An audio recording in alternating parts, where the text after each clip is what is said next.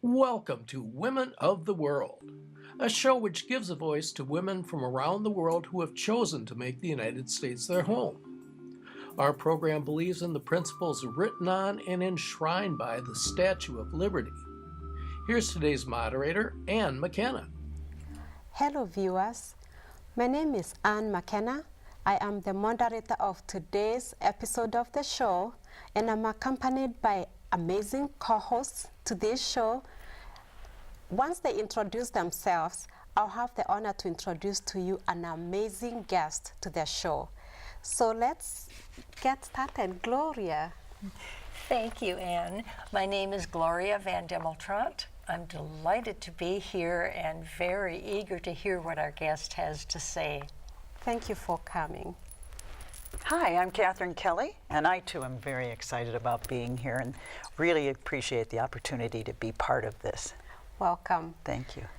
And I'm Nadia Jordana, and I can't wait to hear Comfort's story about Zimbabwe and maybe even a little bit about Kenya, I think. Welcome, Nadia. And now I have the honor and privilege to introduce to you Comfort Dado, who is our amazing guest to the show, and she is the founder and the executive director of Milani, a non-profit organization. Welcome, Comfort. Well, thank you for having me. It feels like I have not been back in a while, so it's very good to be here today. Thanks for having me. It's so good to see you. Would you mind by starting by telling us more about Milani and what that means and what the purpose of it is? Absolutely. So first of all, I'm a survivor of domestic violence. In honor of the Domestic Violence Awareness Month, Pumulani is a Zulu word which was named after my daughter. It means peace in Zulu. So it's Pumulani, Minnesota African Women Against Violence, and we are a 501c3 based in Minneapolis, Minnesota. But our work has been global. We have women who reach out from Australia, African women in the diaspora. We're a culturally specific organization, which means that our work tries to honor the culture of the women that we serve. We'll serve all women who come into our doors, but our focus is African immigrant, African-born women. So that's a bit about us.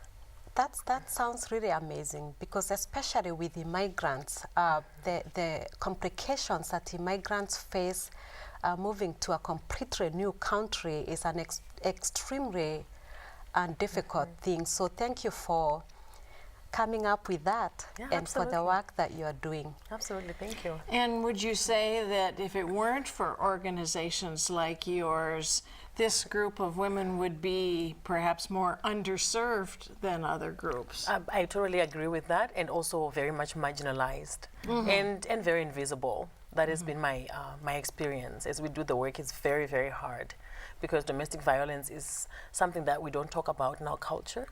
We keep the home intact, and we don't even have the language for domestic violence. But the more we do the work, we're seeing more visible victims and survivors coming out. Yeah. Talk a little bit more about the cultural aspect with domestic violence, because I'm very familiar with that. Coming from Kenya myself, I'm very familiar with the life of being secretive and keeping life together, and we call it don't wash the dirty laundry in public. Can you talk a little bit about that, the shame that comes with that, and how that affects especially the women? Absolutely. So I'm a storyteller. I always think you have to share your story of who you are so that people can connect to you. My mother's story is a classic example of the silence for 42 years. So it took me stepping out of my violent marriage for my mother to get the courage to also step out after 42 years. So that's a classic generational, and we all know that in our communities that happens a lot, but there's silence. There's a lot of pain over generations, and it's a cycle that is passed from generation to generation. So for me, I thought I would end it with my daughter. I say, not on my time. My daughter would never have to face what my mother went through and what I was going through. But that's very common. Kenya, Zimbabwe, Sudan, Africa as a continent, we have an issue around how our women are treated, around how our girls are not valued, and that translates into the young boys not being taught how to treat their women well. And I believe I'm a change maker, and I think I'm really making change starting here in Minnesota, and I'm hoping that it spreads. Actually, this evening, there's a new shelter for East African women. It's called Fario House. She's a Somali sister who just opened a new shelter in St. Paul. And I'm excited to see that in our community we're having a safe space for women that honors their culture. So as much as we have the differences and also the struggles, I think we're making some progress, especially in Minnesota, great. because Minnesota is very progressive that way. That's Yeah. I think that you're doing a wonderful job, Comfort. And one of the things that I appreciate, as born in Minnesota, lived in Minnesota my whole life, I don't have the cultural experiences that you have had. Neither have many of my cohorts, people that are like me, and there are many of them. It's so good of you to bring this education to us to help us understand and appreciate the freedoms we have. Especially for women. Women have a different cultural feeling, cultural grown-up experience than you had, and I think it's so important that you share that. Absolutely. Thank you.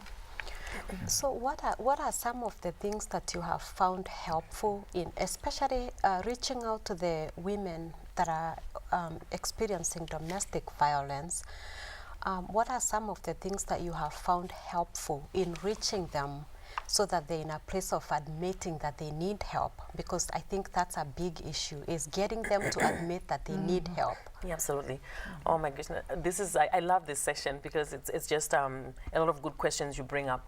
I think one of the most helpful things that I realize with African-born women is language. The power of language. Once you confront an issue using words like domestic violence, people shut down.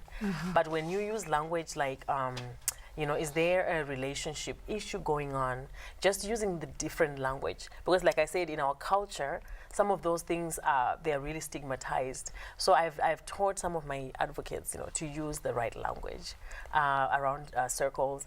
I recall one session that we did. It was a speaking engagement for me, and I remember a Kenyan older mama. Maybe she was in her 60s. She stood up and she said, "When you shared your mother's story on that stage, I saw myself in your mother.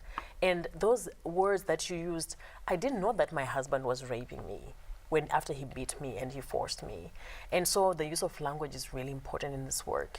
And then how we also honor that, for example, for East African women facing FGM, how we use that language, how we don't throw those triggering words around, but actually to find healing language. So I continue to learn myself. That is very enlightening. I think that's really powerful, the use of language, because yes, I can see how using the same word but using a different one for the same thing can make such a big difference. Absolutely. One seems more inviting than the other that seems more like kind of Less putting threatening. people off. Yeah. Even blaming sometimes. Yeah. Because the women who I don't like to use the word victims, but when we have to also name things, right? It's important to name things. So when a woman is a victim and we use language that can be blaming, like we use domestic violence, their abuser is already blaming them.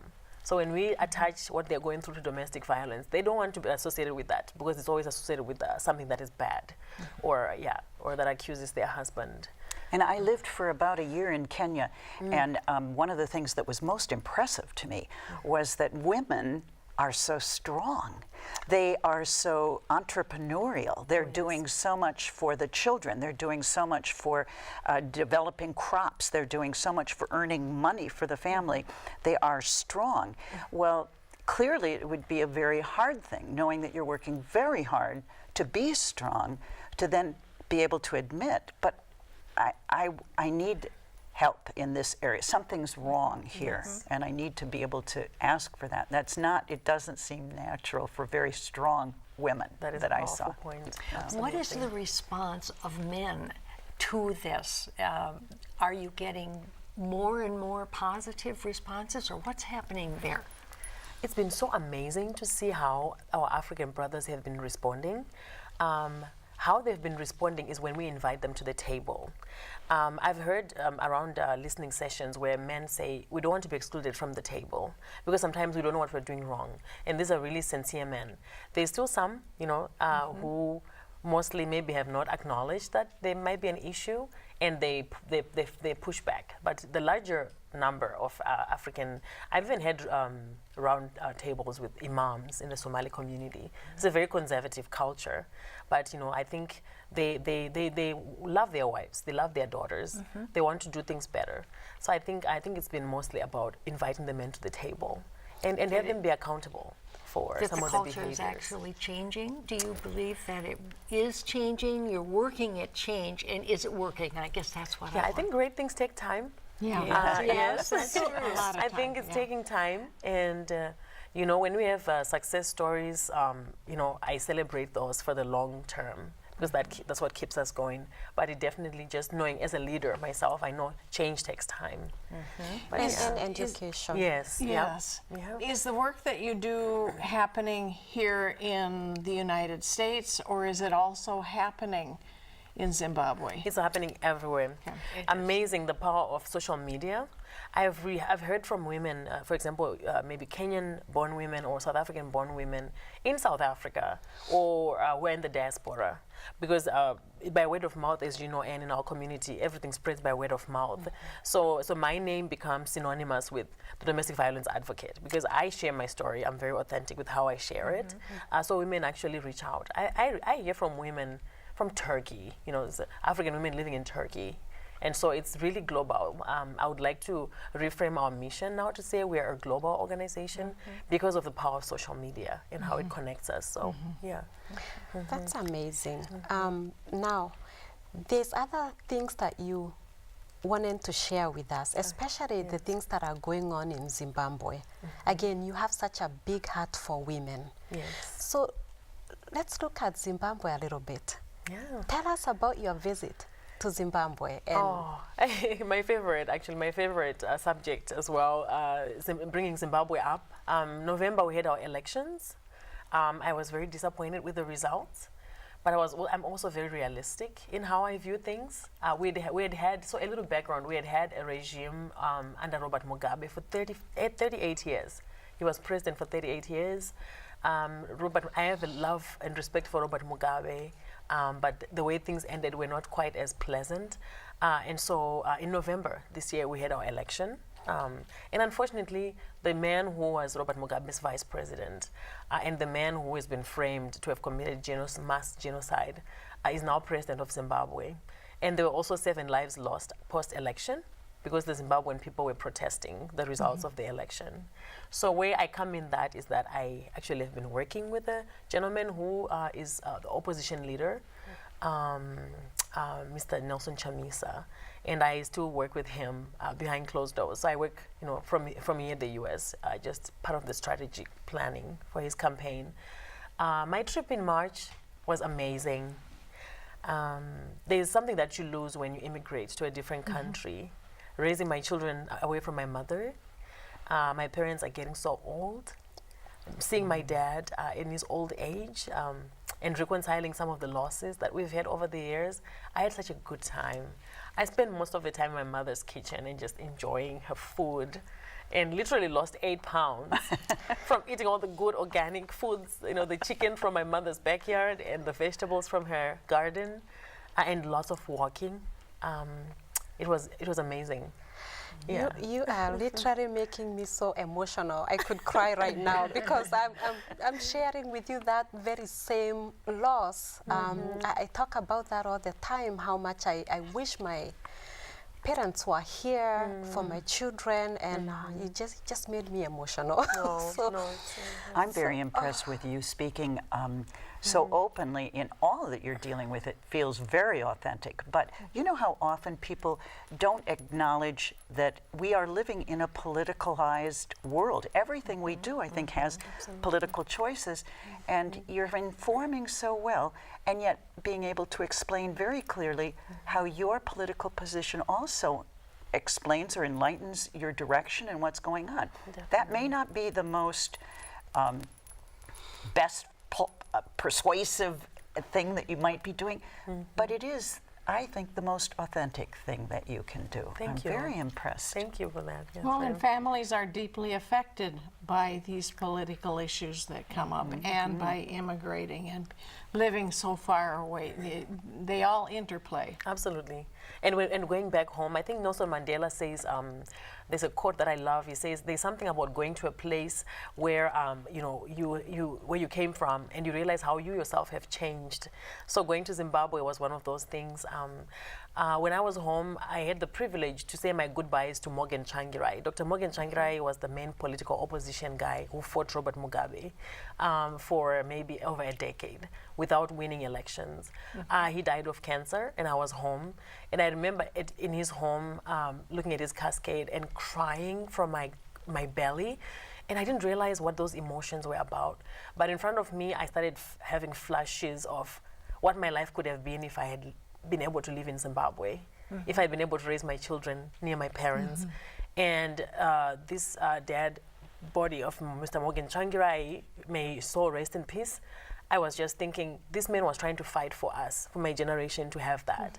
And so his funeral was also life-giving to me, because it reminded me that somebody fought so hard for us to be able to keep this struggle going. So that is what keeps me politically very involved. And people don't understand those two sides of me, but I'm very, very politically involved, because I know that policy is what changes the world. Was that the beginning, or when did you realize that you were different, that you were poised and ready to be an advocate for women? When did that happen? I think it happened for me around the age of 16 years old, when I made a decision in my head that I would never allow any man to treat me the way my father treated my mother. And I was not going to stay in that small town that I was growing up in, because of the way I saw women having to compromise themselves and being abused. It was just a very toxic environment. I grew up in a very, very poor part of Zimbabwe. It's a very small town out of Harare. So I always wanted to get out so I could come back and give back to the women. And I was always thinking of girls, and I'm doing that right now. But I think around the age of 16. Did you realize how strong you were then, and what a huge job it was going to be to achieve what you were hoping to? You know, I would say I did not. I did not. I think when you're just living in it, you don't realize. You just started. I just started, but there's an email that I got from one of the social workers who worked with me when I was going through my domestic violence. And it said, I'll paraphrase, she said, in the last 20 years I've worked at the University of Minnesota, I've never met any student who's had to deal with so many things at the same time and still graduate with their honors. That email, I've kept it. When and if I write a book about my story, that email will be in, because it's a reminder. I didn't realize that I was surviving or I was being strong. I was just trying to get by and did whatever I needed to do to deal with immigration, child custody, domestic abuse, and it's things that many women in my community that I serve deal with. And I don't think they think of themselves as strong. And I think it's one of the things we've been trying to do with my organization, teaching women how to tell their stories as victors, because they don't see themselves as victors. That's right. So, yeah. Well, they don't see themselves as victors, because we are really raised to believe that marriage is what defines you. Yes. I mean, is that true for Zimbabwe Oh, too? absolutely. Absolutely. When I filed for divorce, the women in my community started marginalizing me. I became an instant, we call it laughing stock, People just have instant overnight disrespect for you because you're divorced. And were you married and divorced in Zimbabwe? Or was here. that here in the United States? It was here in the United States, yep. Because you were here when that happened. Yes. All right, Yep. I got that. I was here. But the more you talk, and as you talk, it becomes so obvious that who we are is so culturally based, and we bring it with us, and the men do too. And you use beautiful words like our brothers. And back in the 1980s, at one point, the women in Africa told the women in the West, our men are not our enemies, but you folks are. We have to get our own voice. We have to figure the way, they're not our enemies. We just need to honor and respect each other. And I think that was very hard for Western women to hear. I'll piggyback off of that. I remember presenting something to the Minneapolis Police Department and trying to get them to understand that we do not want our men to be arrested because they're already being mass incarcerated. We want the behaviors to stop. If someone maybe is having a mental issue that it leads him to, not excusing the behavior, but they also need help. But we already have mass incarceration of black men. We don't want one more of our men. We love them. They are our brothers, like I said, our sons. We don't want them to be arrested, but we want the behavior to stop. And we want interventions like back home that we use, where you have elders who come to. We don't want protection of order of protection, because then it impedes the employment, which already is an issue before the police is involved. So yeah, our culture makes it very difficult to get this work done, because there are cultures in place, there are rules in place that don't serve our communities well. And their definition of who they are, they're supposed to be the leaders. They're supposed to be strong. They're supposed to take charge. And now all of a sudden people are saying, just share the burden with us. We'll go together on this, okay? A very, very difficult thing, I think, for the men too, but what a beautiful way to try. Very difficult, very complex. I agree, and I agree with what you're saying, Catherine. I so admire what you're doing because you are focusing on behaviors. You're not focusing on men or people or specific individuals. You're focusing on the behaviors, and that's exactly where it needs to happen. Absolutely. And education, yes. Yes, in education. And no need for shaming for women or men. The need is to try and figure out what can we do. And you are doing it, not us. That's amazing. And I think over the years too, there's been a thing where as women we gather in our circles, we gather in our corners, and we talk about how men are abusing us, and we never bring them to the table. And there's a dynamic that shifts when you bring men to the table. It's a lot of times that we can assume that the man is doing something wrong because they don't care. But then when you sit and talk with them and they go, that's how it's affecting you. Now they understand. So I think the role of educating and helping them to understand why some of these things are difficult for a woman. Understanding the difference between a man and a woman, I think is huge. Yes, absolutely, I agree. It's very interesting that the Me Too movement right now here is so kind of in-your-face, hard-hitting, and I think there are many men that are sitting there going, what are you talking about? I really don't think that they are being blind. Some are, but I'm just saying that there are many who say, what are you talking about? You know, this is happening. Why was this so bad? I don't even get it. You know, and if we talk to each other, I think we can do a better job. It's through education. So I wanted to go back to something you said. So when you migrate and come here, this beautiful nation that we all, growing up, we have the dream to go to United States because that's where the dreams come true. It's the land where anybody can make it. It's beautiful, but then with it comes loss. And there's a big loss there. What have you done to reconcile the great things that you accomplish and then dealing with the loss? Thank you for that beautiful question. And when I went back home to Zimbabwe, I carried all my certificates home. I just finished my master's in public affairs. I took all that to my father to say, this is what I've been working on. You're not able to come to my graduations because of politics, because we are sanctioned, Zimbabwe. So my parents cannot really travel.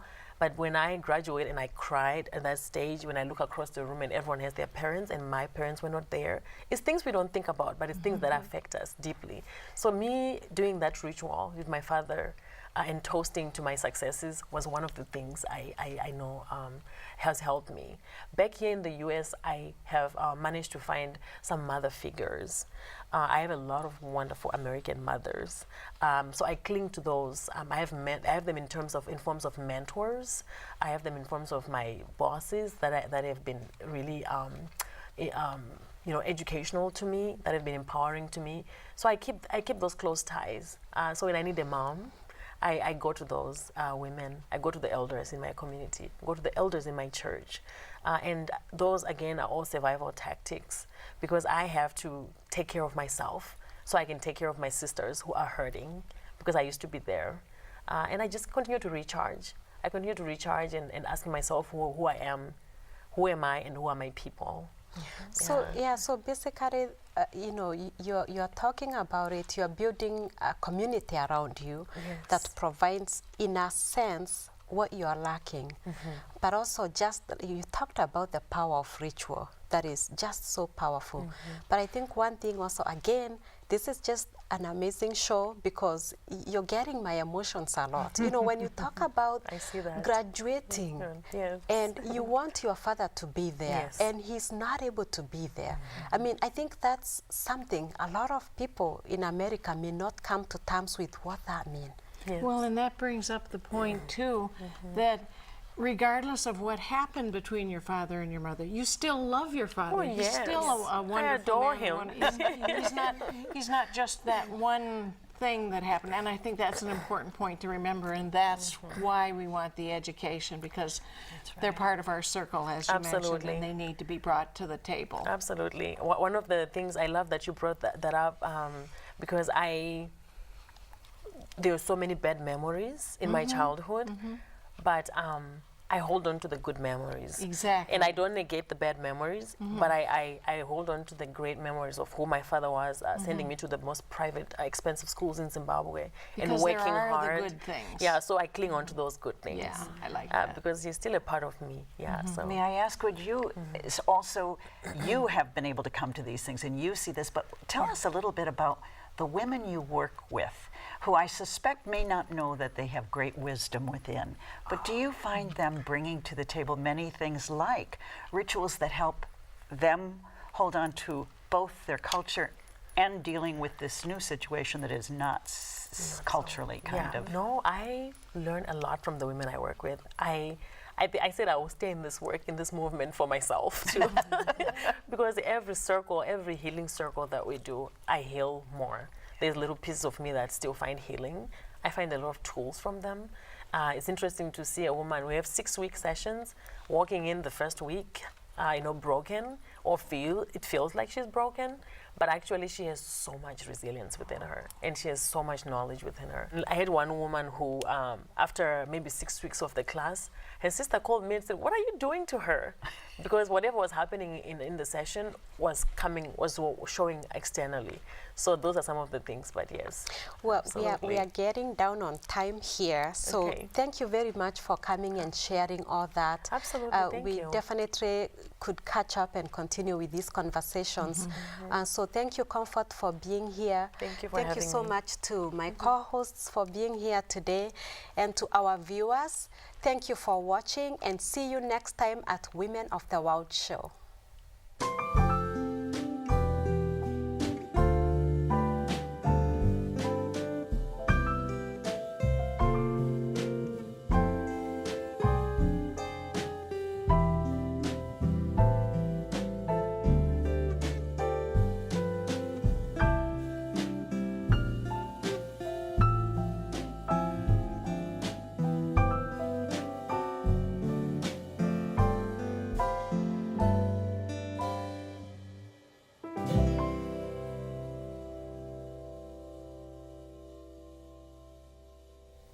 Okay.